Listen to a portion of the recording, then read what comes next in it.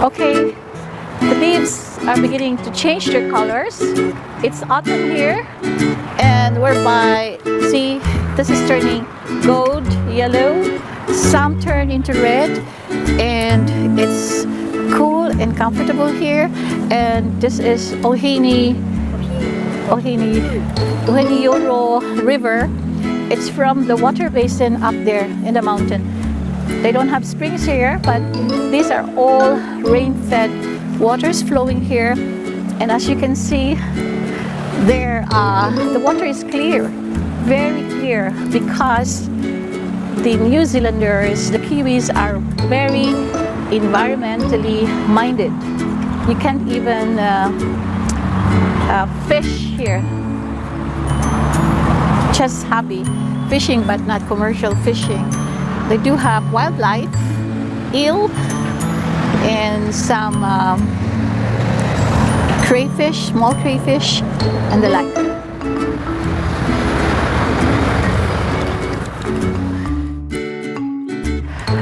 We're here on this hanging bridge leading to the ruins, or what is left of the old mining here in Kihei, outside Kihei, Karanjahake. So we're still trying to master the name of the place, and so we'll try to go as far as we can with our walking stick. The water is very clear, but it has plenty of bubbles. And right here in Waihi, the mining town, there are strict procedures set for the processing of mine tailings and the preservation of the water quality. So this would be the runoff from the mountains, and you can look down, look into the river, and see a lot of creatures there, fishes, eel, even freshwater shrimp, crayfish. We're at the end of this hanging bridge. Not too long a walk. So if you're in your 60s, you better start traveling now.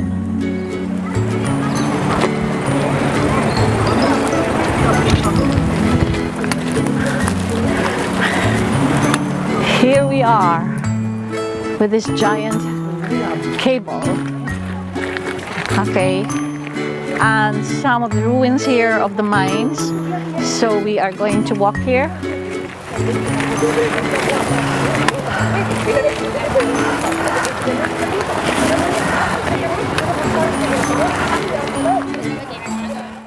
Well, this is one of the giant gears and pinions here, remnant of the old mining that was started in the 1880s. So for 100 years, gold mining has taken place here, and 100 million tons of gold have been mined from here. It used to be that the gold would be processed right here. Of course, gold is from ore, so they extracted silver and gold, and it was processed right here in this town.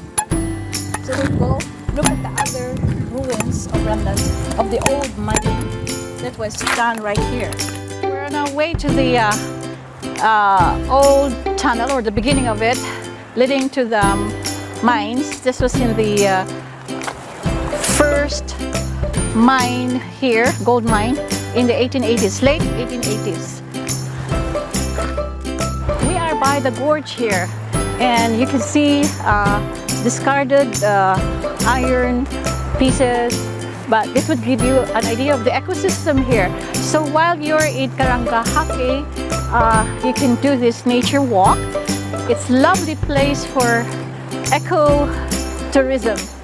So see here the beautiful flow of water. And of course we're wobbly. We were by the hanging bridge.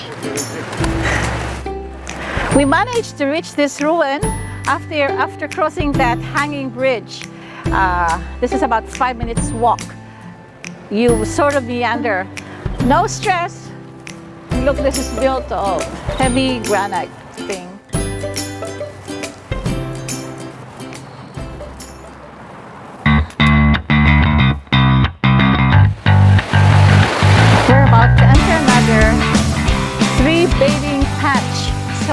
tree bathing. It's just standing under the canopy of trees. This time, it's under these giant fern trees. Taking a deep breath, slowly releasing it. This is what you call tree bathing. It's just walking through the woods and just bathing under the canopies of these trees. And we're still here by the gorge, Karanjahake Gorge, and you can hear the sound of the river. This is from the water basin from up the mountains. And what is awesome in this place are the wild growth. And you see biodiversity here of flora and fauna, different kinds of plants and trees.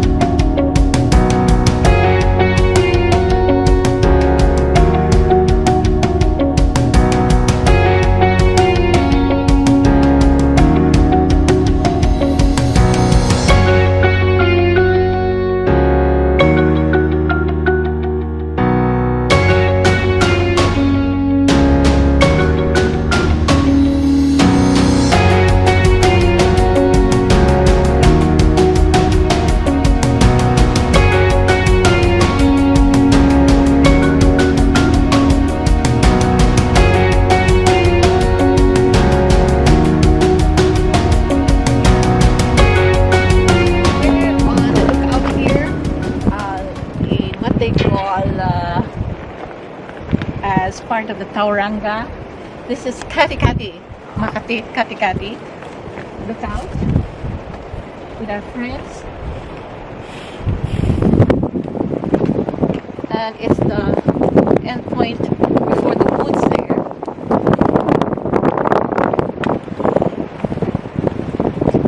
And when you look out, you see all those dairy farms. And this would be the early settlement here of the Irish, mainly Irish. I think this is the earliest Irish settlement.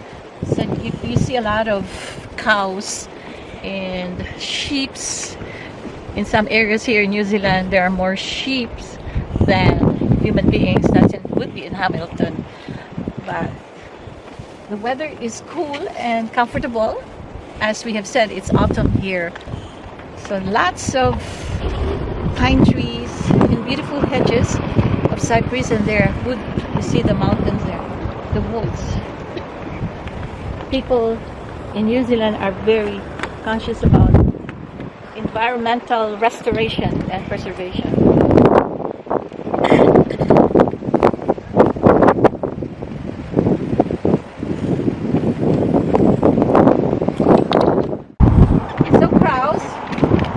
There's a long lineup of seagulls. Are there lots of fishes here?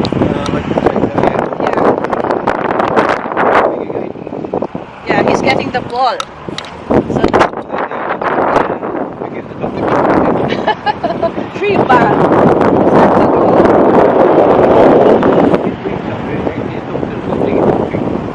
Oh, the cat. The cat doesn't need washing. Yeah, because it's always...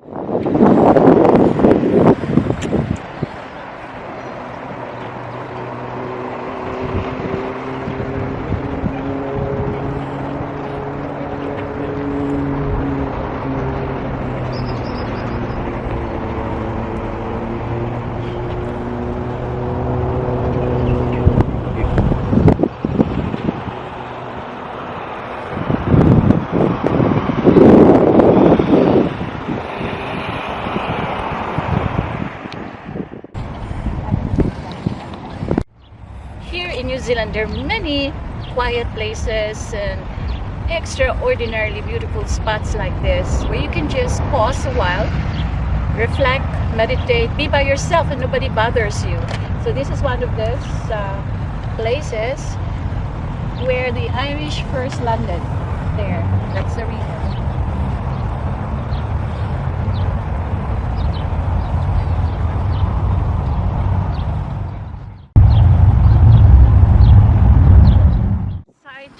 Of the Katikati landing, where the Irish immigrants first landed in the 1840s, 50s, 70s. Well, that's about the time of the Industrial Revolution in England.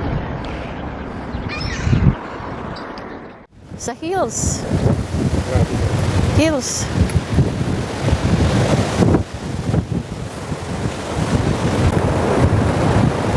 We are at Stuart McCaskill Lakes. These are man-made lakes and the main source of water here in the upper Hutt regions.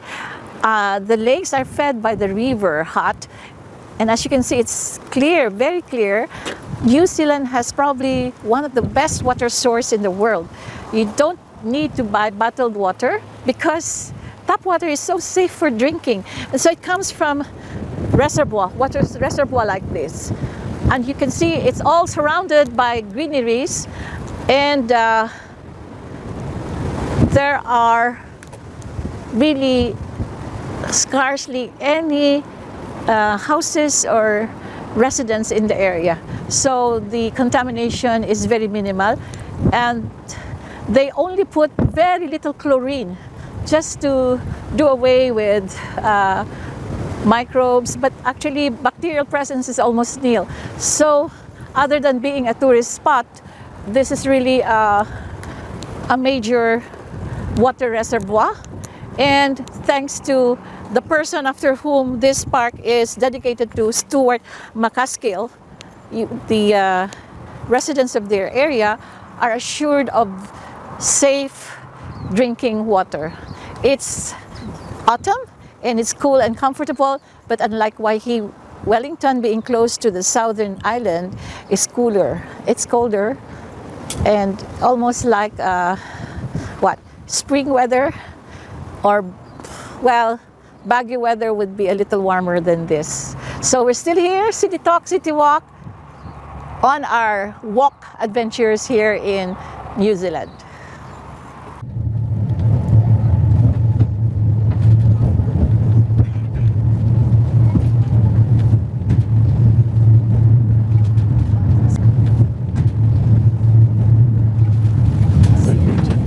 We're going up the hill here.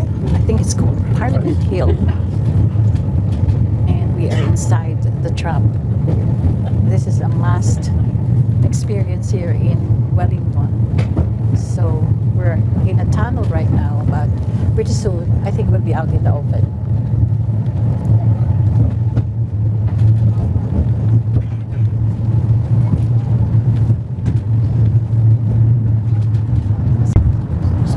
So we're out of the tunnel and going up the hill. And this is still part of the tunnel. Here we go. Multicolored lights.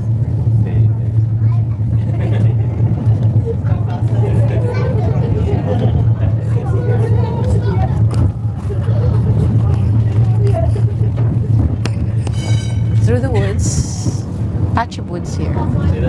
Everywhere in Wellington. There's other tram car, cable car.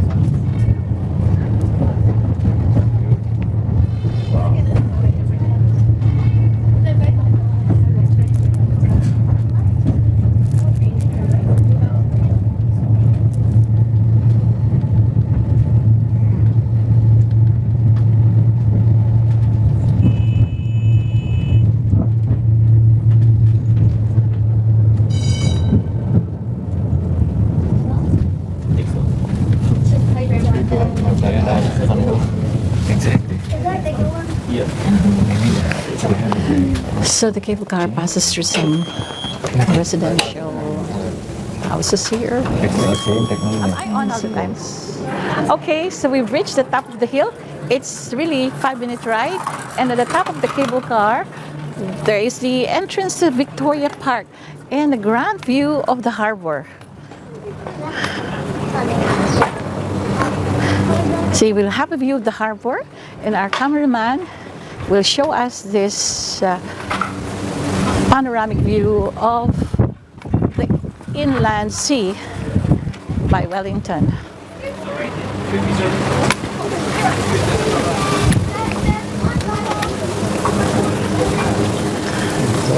Okay, so that's part of Wellington. That's across. It's I think the land juts out into the sea on the other side.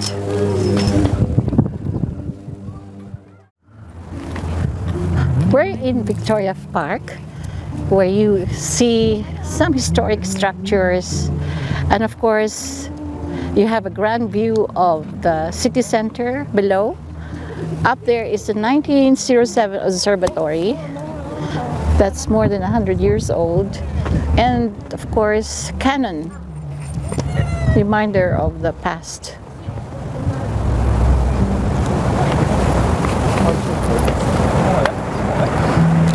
So this is another vantage point view of Wellington, and this is a favorite destination for tourists like us. You find also a lone artist performing here, singing beautiful music, New Zealand music. We're enjoying the cool, comfortable weather of autumn. It's April, but it's autumn here.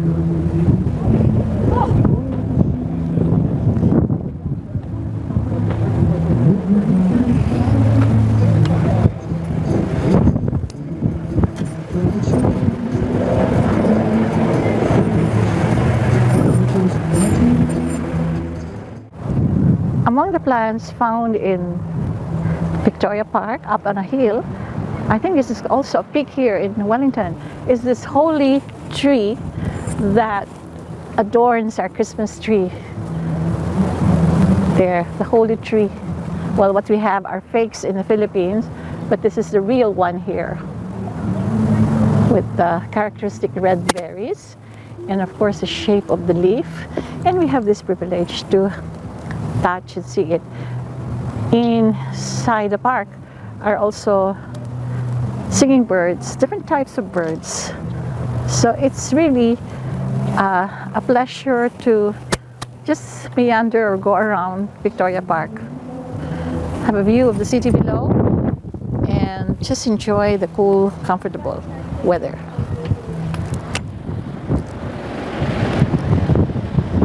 Well, here's a windy proof that we are by the coast of Wellington. This is Wellington with the end being blown away. It's really windy all around the city, and we're by the coast, and that's one of the New Zealand ship there.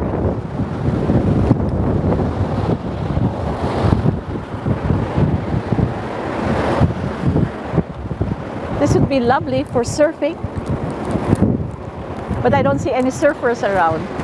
So, windy Wellington.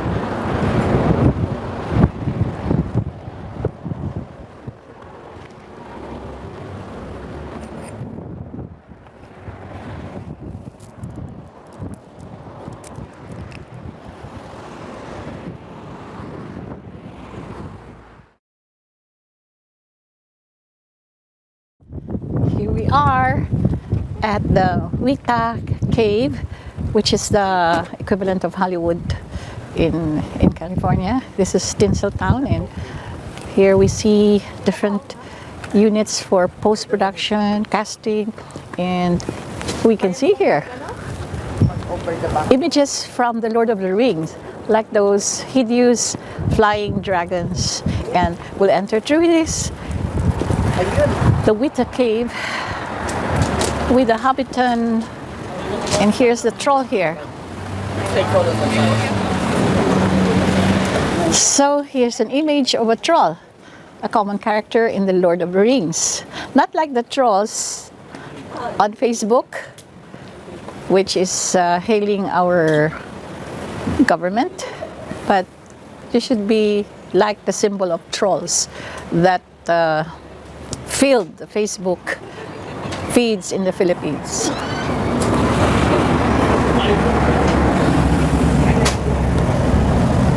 Okay.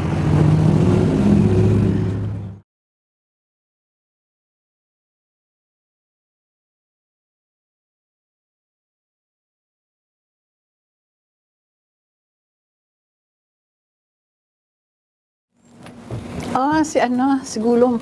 Mar, here. Gulom. Okay, Mar. Gulom.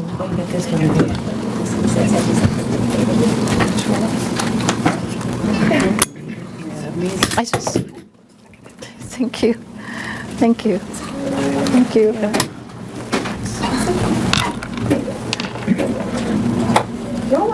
C2N? Yeah, it's just going to take the video. Thank you. So here's Gollum here, or a life-size image figure of the famous lustful, greedy Gollum with his eyes so real looking. Gollum from the Lord of the Rings.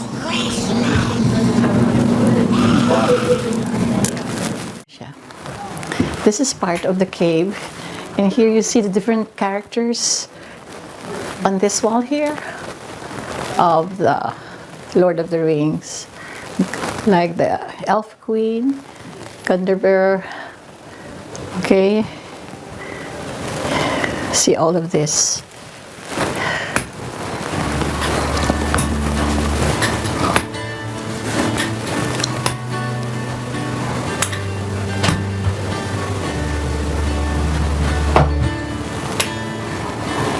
Some of the costumes that they used.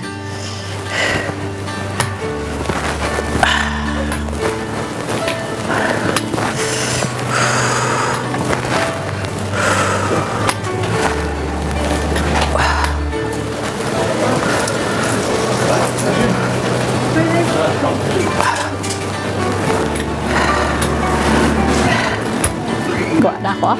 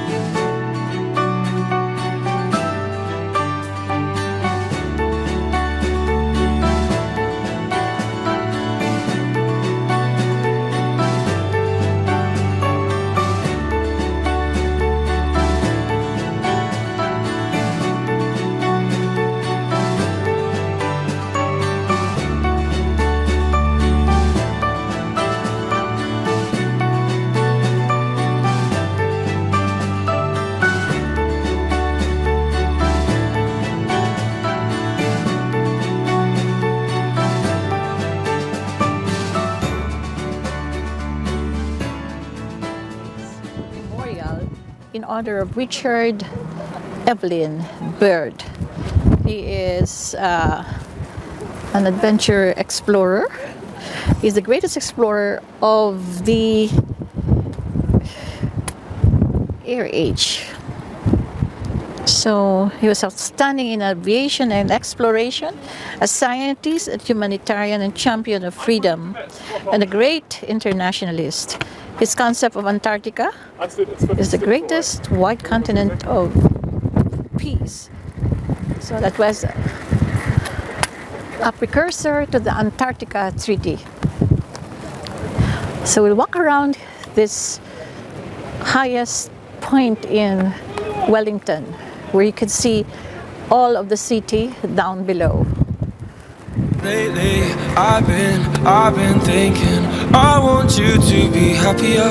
I want you to be happier. When the morning comes and we see what we've become, In the cold light of day, we're a flame in the wind, not the fire that we begun. Part of the Every fort. argument, Over there. every word we can't take back. Cause with all that has happened, I think that we both know the way that the story ends. Then only for a minute, I want to change my mind. Cause this just don't feel right to me. I wanna raise your spirits, I want to see you smile. Oh, Know that there's a higher point up there. I don't think we'll dare that. My knees are hurting. The highest point is there.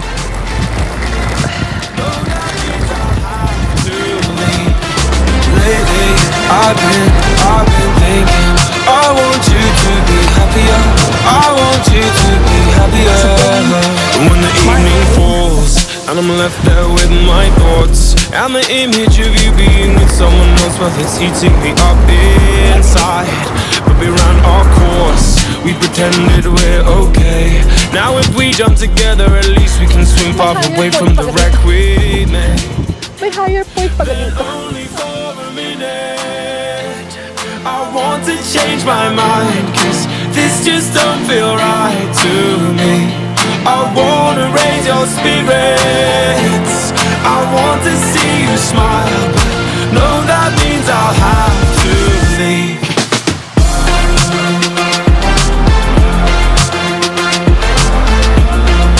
No, that means I'll have to leave.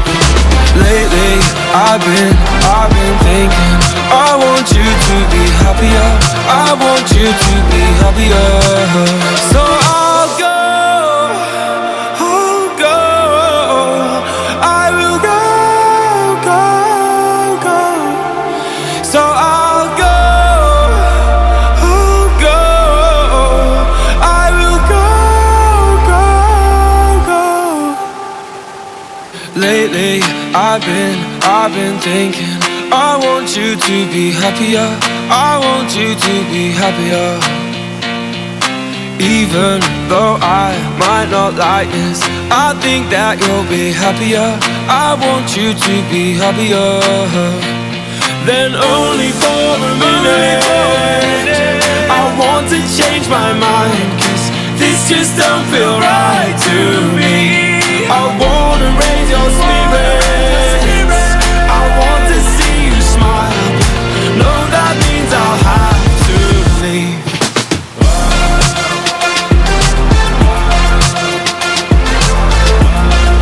No, that means I'll have to leave. Lately, I've been thinking I want you to be happier, I want you to be happier. So I'll go, I will go. So we are with Zach. He is a Maori, and he will be our guide through this whole ecosystem here, where we find geothermal, the geyser, and also the pre-European village. Yes, is it? that's correct, yes. And so, can you explain to us what this is all about? Absolutely. So first of all, kia ora. I'm Zach. Welcome to Ke Kuia here in Rotorua. So we usually begin here, which is this is the proper name, or the full name, I should say, of the area that we are on. And how we would say this is Te Whakarewarewatanga o Te Ope Taua Awahiao. It is the second longest Māori word in our dictionary. I won't say the first one because then we'll be here all day.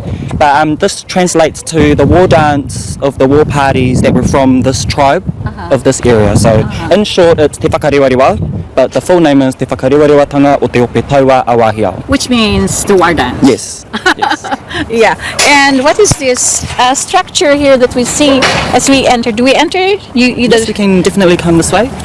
So what we see in front of us is a parepuni, or a pātaka kai, and we used this back in the olden days to store food, to store treasures, Yeah. and it's raised off the ground just to protect anything, from actually Elevated. getting in there. Yeah, yes, absolutely. Yeah, we have something like this in the northern mountain tribes here.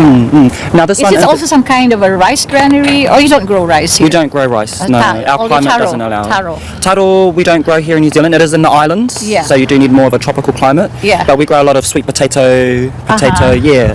Yeah. This one is made entirely out of bronze, which is a more contemporary bronze. material. Yeah. Yeah, As opposed to back in the olden days, it'll be made out of wood. Yeah, so the traditional would be made of wood. That's correct. And we'll see another traditional version So of this was carved, inscribed, kind of sculpture. It was Yes. sculpted on bronze, but usually use wood, you Yes, said. yes. Okay. So this is Yeah. a more contemporary material for us to preserve the designs Yeah. in the actual house, because bronze will last longer than wood. What would be those creatures they're representative of? Yes, so in any of these human-like figures, they usually project chiefly people of a tribe, Yeah. ancestors. Yeah. The top you'll see the face, which come down will be the arms. Yeah. Yeah. Okay.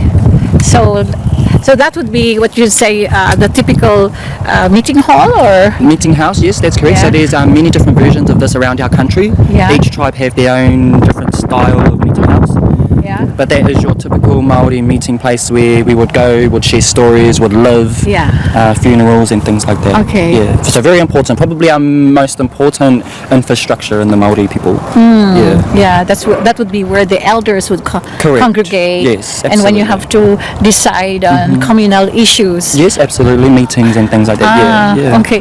Tell me about the Maori, because, well, I featured Maui at one point in Okay. Hawaii. Yes. So how different are the Maoris from the Hawaiians? Well, they say that we did migrate from. Is that? Yeah. So they say that the Maori people did migrate from a place called Hawaii, which sounds very familiar to Hawaii. So we are all Pacific people. Pacific Islanders. And we do share similarities in the language. myths and religions, language, Yeah. ancestors. We also have a Maui, in the Maori people. Yeah, the Maui god. Yes, the Maui god, and to us, he was the one who slowed the sun down so we could have days, and Yeah. he was the one who pulled the South and the North Island out of the sea, which is now where we call home. And yeah, so there are all those similarities, and it's amazing. Yeah. Yeah, so basically it belongs to the same Polynesian language as a correct. linguistic tree. Right. But it's so great that in New Zealand, the Maoris were not disenfranchised, meaning you have maintained your claim on the land, unlike the Hawaiians, where a few American descendants of this Baldwin and this sugar magnates own practically a whole island. Like, Yeah. but here, I see that We're still kind of present. present and are not dispossessed. Yes, that's correct. Yes, to a certain extent that is true. However, like all cultures, we have experienced, colonization and the confiscation of land that has been quite present in our history. But yeah, I guess us as a people, we're a very small nation, so I guess it was a little bit easier for us to kind of stand up and remain consistent in representing our culture and things like that. Yeah. And of course, you didn't have a king and queen. The Hawaiians had their queens. Yes. Had the queen who was virtually held hostage Oh, and wow. forced to sign a treaty Okay. seceding her the Hawaiian rights to their land. Yes. But in your case, you were warlike people. Your ancestors were. Yes, we're very warlike people. Yeah. Some people say we are a little bit staunch, but we do have the Treaty of Waitangi, which is when the Queen and the British had come over to New Zealand, and well, we weren't necessarily forced, but we did kind of sign a treaty with the British. So that's quite similar. We do have a Māori king. Our Māori royal family dates quite far back. I'm not 100% sure when it did begin, but our current Māori king is Kingi Tuheitia. Oh, it existed, did they? Yes, so Oh, we I do didn't have a know Māori that. king, and before Kingi Tuheitia, his mother was the Māori queen, and she was okay. amazing, Te Atarangi Kahu. And their Māori royal kind of palace is located in Turangawawa, which is just outside of Hamilton. Okay. Yes, but we do have a Māori king. Oh, so what rights do they have? It's not necessarily rights that they do have. They kind of adopt more of a responsibility for representation, for charity and things like that. He is kind of a voice for the Māori people when it comes to big government events Yeah. or things like that. It'll be the Yeah. Māori king who will go and represent the people. Okay. Yeah. And he is recognized by the Maoris as their leader. Yes. And he coexists with the parliament. Yes. Okay. Yes, you can say that in a way. Yeah. Yeah.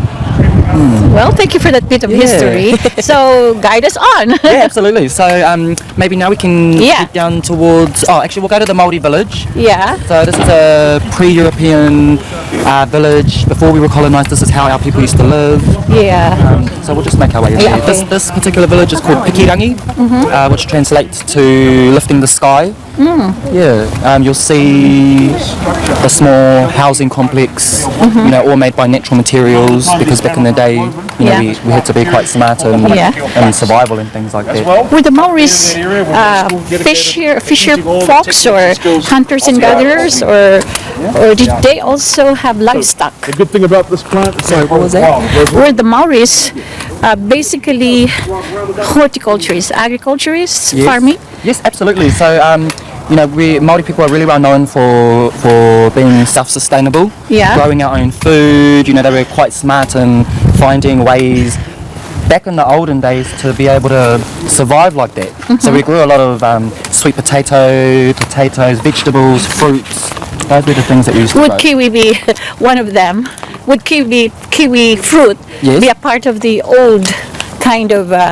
I wouldn't be able to answer that accurately, but from what I think, no, because kiwi fruit did actually come from China. You know, it does come off the gooseberry family. Oh, really? Yes. I didn't know that. Yes. I thought it's indigenous to New Zealand. No, so not indigenous to New Zealand, Uh-huh. but that's something that we'll gladly adopt because it's great. You know, people love Yeah, it. yeah. And so, would you have the same crops as the Hawaiian, like taro? Taro wouldn't grow here. It's too things- cold. Too cold. So things like taro, bananas, mangoes. You know, our climate wasn't tropical enough. Yeah. Yeah, because we do get kind of all seasons in one. You know, it'll be really, really cold in the winter, and then in Yeah. summer it'll be really, really hot. Yeah. Yeah, so we wouldn't grow those kind of tropical fruits. Uh-huh. A little bit difficult, even like the watermelons and things like that. Those only grow in certain places. of But you did hunting. Yes. They did hunting. Absolutely. We were Okay. hunting people. Uh-huh. Hunters, fishermen. You Yeah. know, we are Pacific people. We come from the sea. Yeah. Our sea god is Tangaroa, who is our most highest god that we do look at. Yeah. And he is the god of the sea. So. Okay. So now, oh, it looks like our huts in the Philippines. Oh, really? Yeah. So yeah, and our similar, no? cameraman will zero in, although you call it communal sleeping house. Yes. So this would be in Māori a wharepuni, or a communal sleeping house, made out of raupo, which is a plant that grows in like the swamps, very thick. We dry it out and yeah, So you would have communal house housing 2 or more families. that's correct. Oh, you have like kindred groupings. Yes. And so one community or village or tribe would have all related Yes. Maoris by Yeah. marriage. So the system that works with our people is that we have New Zealand and then we have tribes. So the tribe that we belong to is Te Arawa, and that covers kind of all of Rotorua, you know, from Tongariro all the way to Maketu, and then we have sub-tribes from our main tribe. Now a sub-tribe would probably own this village, and everyone here would all belong to the same sub-tribe, and they would live as a really prime example of a Maori delicacy. Yeah, eel. Yeah. It's very delicious. Yes, so that's a representative of how we used to dry out the eel in order Yeah. for it to be. Oh, we also have dried fish in the Yes. Philippines, but yeah, we dry it under the sun. Oh, So just and- in the back there as well, that's a little example of a garden. Okay. We've probably just put seeds in there, but with the fencing around, you know, it's Yeah. all native wood. yeah. So that's where you would plant sweet potato. Yeah, we'll plant sweet potatoes, probably like sweet corn and things like that. You had corn, but not rice because it's too cold Yes. here for rice to grow. But Yeah. did you have wheat? What's that? Wheat. Wheat? Yes. No, we can't. No, we don't grow wheat. Okay, so your staple, your starch, your carbohydrates would come from the sweet potatoes. That's correct. Yes. And what else? Corn. But how come you have corn? Well, corn. Sorry, I only say corn because where I come from, we grow a lot of corn. Yeah. But probably in Rotorua you wouldn't get away with corn. But you know, it's just whatever we could grow would go into that. Yeah. The majority of it is kumara, potato. Yeah. And fishing. Fishing. And also hunting. What wild animals did you have? Deer, boar? Wild pig, yes, boar. Yeah. Back in the olden days, they used to hunt birds. Birds, yeah. Specific birds and things like that. Yeah. And what would these plants be? I have seen this around Yeah. New So these Zealand. look like kauri trees. Kauti. Kauri. How do you spell that? Kauri. Oh, curry trees. Yes. Ah. And so we Is have... it, does it fruit or is it edible? No, but it is indigenous to our country. Okay. And we have, there's a Kauri up in the north, which Yeah. is the biggest Kauri tree on the planet. Yeah. And we look at that tree as the god of the forest, which is Tāne Mahuta. How far north? And probably a good maybe 9-hour drive from here. Ah. Way up north. And it's huge, it's amazing. Like 5 centuries, 1,000 years old Yes, tree? it'll be, thousands and thousands Oh of years my, old. that would be a sight, huh? Yes, Have you seen I it? have not seen it yet, Uh-huh. but I do wish to go up there and Yeah. see that. But is it reachable by land or? Yes, it's in the middle of the forest. Okay. Yeah, so you can actually walk there. They have trails where you can actually go and view it. It's Really? a very, very popular tourist attraction. Yeah, I would love to do that someday. And what is this? So this will be another good example of a communal sleeping house. However, by looking at the carvings, this and around the doors and the windows, this would usually be for a chief of the village. Okay. I noticed that the entrances are small. Were they Yes. small? People. Probably not that small, but they were a little bit small just to keep the heat Yeah. insulated inside. Insulation, Yes. yeah. Because we are using natural material. It's a bit hard. Would this be bamboo? This one, no, this comes from the. This one, reed? Is it reed? Have you seen the flax plant? Yeah. And then in the middle of the flax they have the long. They have a long. This is from. Yeah, the stalk. Yes, the stalk. Okay. But similar to bamboo, eh? And what is this? This is a pounding a treasure or what? We have that where you pound things. Yes. Or That'll is be, it? and that'll pestle? be either for like pounding clothing to make clothes, or Yeah, from or the for bark food. of trees. Yes, that's right. Yes. Ah, okay. Yeah, because we have more, Very this similar. Eh? bayuhan. You have a pestle made of wood and then but it's round. Sometimes they're real big ones. Yeah, And, yeah. And that's for beating like the wheat and Rice. Paddy. Oh, okay. Yeah. And this one, you do have a unique tree here, which is green on top and silver at the bottom. I'm not 100% sure what that tree is. Yeah. It could be it wouldn't be manuka. Manuka. This is manuka tree here. Oh, manuka, which one? This So, one? Yeah. So we have the little white flowers that come off of this tree, and that's manuka honey. Honey, and it's just here in New Zealand, right? Yes. Oh, so this is the manuka. Yeah, and Okay. we'll see more of the manuka on our way down to the geyser. Maybe you'll see little flowers. Oh, really? And so do you have beehives here? There will be beehives here, yes. Will this be something like the Hawaiians where you roast the pig and you bury them on the ground? Yes, so that's our hani, which is our traditional food Yeah. that we cook in the ground. So this we would light on fire and we'll heat the stone. Yeah. Then we'll put all the food in the hole. On the hole. Yes, put the stones in and then Yeah. we'll bury it. And Yeah. we'll let it cook for maybe 2 Oh, to 3 like the hours. luau. Yes. But do you do that also for the pig?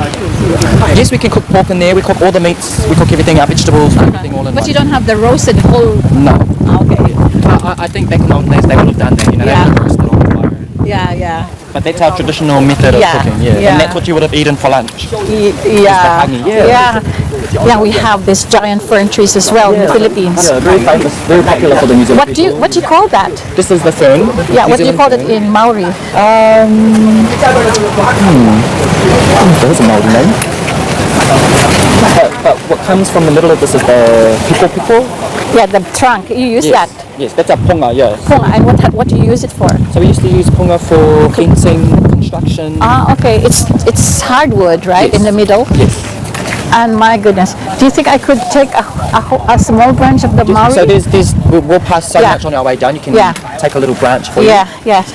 So I could press it. We like manuka. It's very expensive. Oh, in 15 minutes. Maybe make our way down there. Okay, let's go. It's about to show up. Yeah, about. Most popular. Okay. That's famous. So this is one of the two main geysers here. And Zach, you said it's the most popular in the country? Pohutu Geyser. She is the most famous geyser in our country and the largest in the southern hemisphere, erupting up to 30 feet high, 30 meters high, into the sky. Oh, so it's just starting now. Yep, so she should erupt for about, it depends how active it is, maybe 8 to 10 minutes 8 to 10 minutes. per eruption, yeah. And then it will go down. And then it'll slowly decrease and then the chambers underneath the ground will then need to build more pressure in order for it to re-erupt. And then you said there is a Prince of Wales geyser. Yes, so originally named Te Tohu, we have the Prince of Wales Feathers Geyser, Yeah. which sits just to the left of Pohutu, and that geyser will erupt before Pohutu, a little bit, a lot smaller. But that indicates to us that Pohutu will soon erupt. Ah, Yeah. okay. So they work in conjunction. So they work in conjunction. Yeah. And this is what generates your geothermal here. Yes. Energy. That's right. So this is a part of our whole geothermal ecosystem. Yeah. We have a lot of the homes that centre around the geothermal Yeah. activity that are their water is heated by the geothermal. Yeah. Which is all natural, all natural and free to those people, which is a good resource. Yeah. Yeah, absolutely. So where the geothermal and the geysers are, you would find the manuka? Because I see a lot of manuka trees here. Yeah, absolutely. So it looks like the manuka will grow on a harder soil like this. Maybe it has to have some kind of sulfur, or maybe Yeah. that helps it kind of thrive. It does look like a cypress everywhere, tree. isn't it? Yeah, Yeah. they're everywhere. Maybe we should start making our own honey. That'll be great. Yeah, here it will be your additional. It's liquid gold. Liquid gold, absolutely. You should have it here. Oh, that's a good business idea. Yeah, add up to your NGO, your foundation, your Yes, organization's income. Then you sell this manuka honey. Oh, there it is. Oh, we'll go closer. Yeah, we can go closer. Wow. It's amazing, on some days when the wind is blowing towards us, we'll actually feel the steam of the geyser form on you. And it's so refreshing, it's amazing. Oh yeah, it's like having your steam, facial steam. Okay. So that's Pohutu, that's the biggest geyser in the southern hemisphere. Yeah. And as you can see to the side, that's our Prince of Wales feather. Oh, the Prince of Wales is on the left. Yes, that's right. The smaller steam now. That's right. It has lost its steam. Yeah. Great, isn't it? Yeah. How hot is that? How hot? Yeah. So very, very hot in the ground, but as soon as it touches the air, it cools down. Oh. Yeah. So when the water falls on you, it's cold. Oh, okay.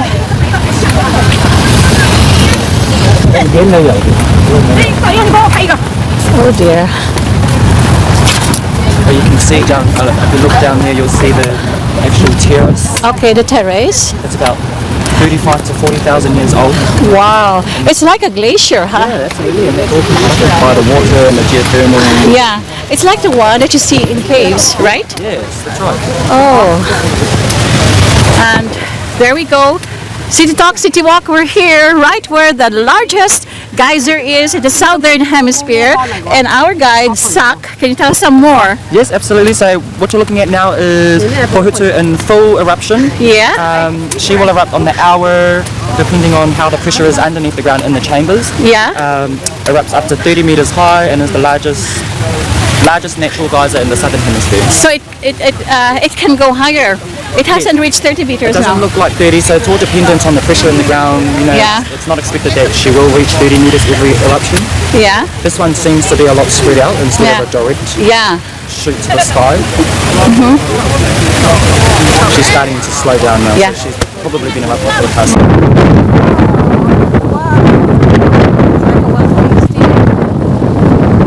City Talk, City Walk, we're here.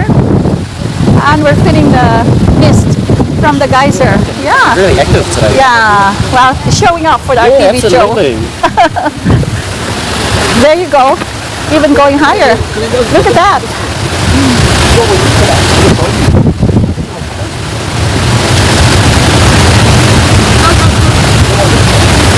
Oh, still it's going up. Hey, Zach. It's not letting up. Oh, look at the rainbow, Mar. Oh.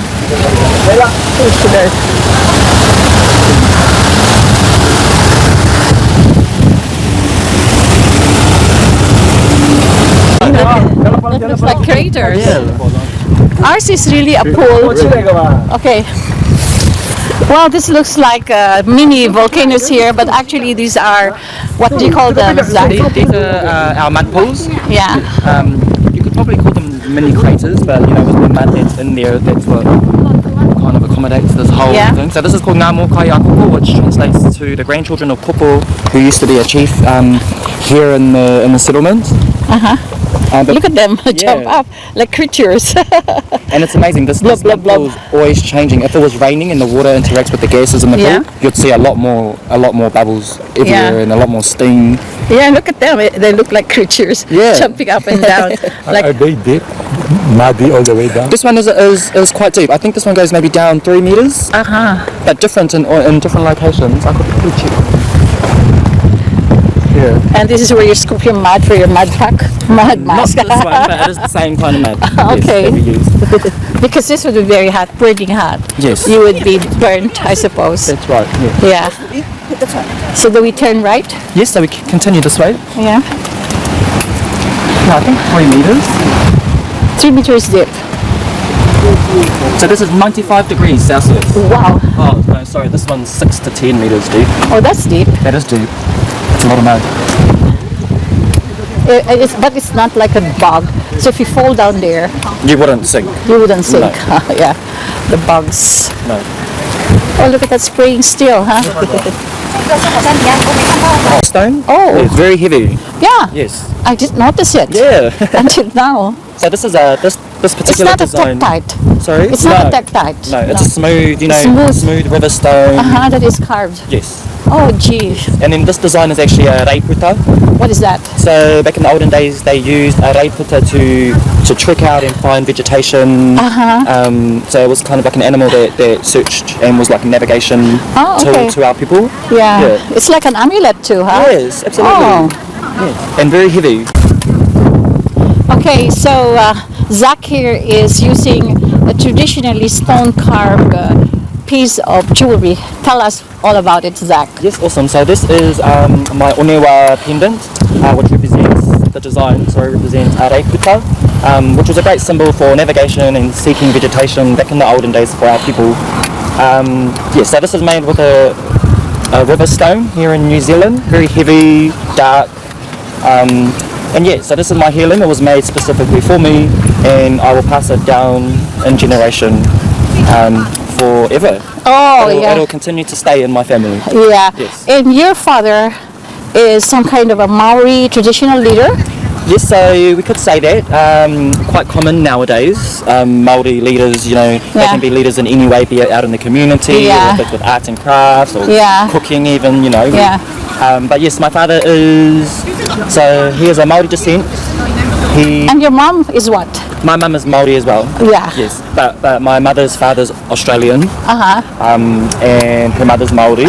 My father's father is English, and his mother was Māori. Okay. Yeah. A lot of intermarriages. Yes. Yeah. So we have a lot of Māori mothers. Yeah. Because we had the males who did come into the country. Yeah. You are matriarchal society? It's a Maori matriarchal or patriarchal? Meaning when the men marry, they bring in the women, or is it the women who bring in the men? And exercise leadership. Yeah, back in that when we were colonised, it was more the male who kind of had the dominance, and it was the female that kind of Follow the man. Yes, that's yeah. right. Oh, here we are, the manuka. Yes. Oh, it's beautiful when it's full bloom, huh? This is how it looks. That's what it looks like. That is beautiful, isn't it? Yeah. They have antibacterial, insecticidal properties. Wow. But you only use the manuka for honey, right? Not the kaduka. So there are two kinds. Yeah, kanuka was generally used because the wood was quite strong for construction and things like that. Yeah. Which is the larger version to a manuka. Same Yeah. family, yeah. At the moment, we're building a new kiwi house, Okay. which will open sometime this year, but it's going to be state-of-the-art housing for our kiwis. Yeah. Our kiwi traders will be able to breed Yeah. and actually hatch kiwi eggs, which will be a first for Te Kuia. Oh, in captivity. Yes. Okay. Yeah. So kiwis are actually birds and they lay eggs. That's right. So our kiwi is our most popular symbol. It is our national icon. Yeah. It is a flightless bird that lives during the night and sleeps during the day. Yeah. They're very, very endangered. Okay. Yes. Were they really called kiwi? Yes. So that is the original name given to our birds, kiwi. From Maori? Yes. Ah, okay. Then you sort of also apply that to the fruit that was imported from China. That's right. Yeah. I need to learn about that story. Marketing tool, huh? Yes. So how do we get into the kiwi thing? So this is the new one. This one hasn't opened yet. So the current kiwi house is just at the top. Ah, okay. I was wondering about that. Original Māori challenge. This will be the people of the land challenge. peace offering.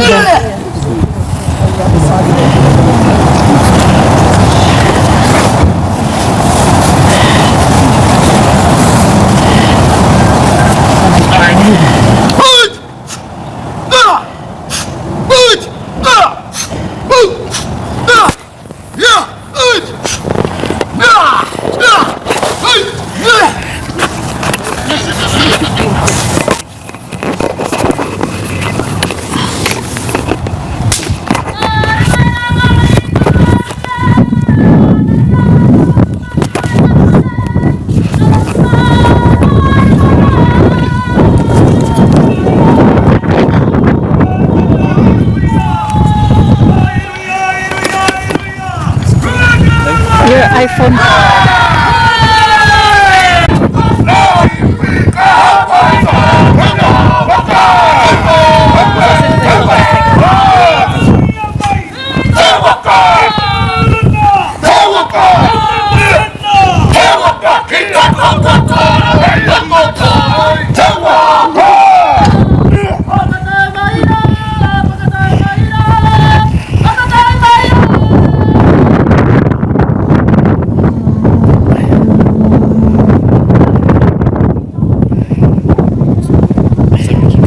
Okay. Now, Hinamwa was a very beautiful young maiden, and she came from the eastern shores of our lake, from a village called Ōwhaka. Te Kauneka, a handsome young warrior, and he came from the island, situated out in the middle of our lake. The island is called Mkoia. For one evening they met at a gathering, fell deeply in love. However, due to tribal and social differences, they were forbidden to be together. But as we all know, love will always find a way, as in this case it certainly did. One evening, Hinamwa crept down to the lake's edge. She tied about her waist empty water calabashes for flotation. She slipped into the cold dark waters of Lake Rotorua, and she made her journey, guided only by the sound. Our two diamond guys below were flutes, but they sat playing from his island home. Now, she did eventually make it there because we're on stage, and is some of the many descendants of Hinamwa and Te Kauneka.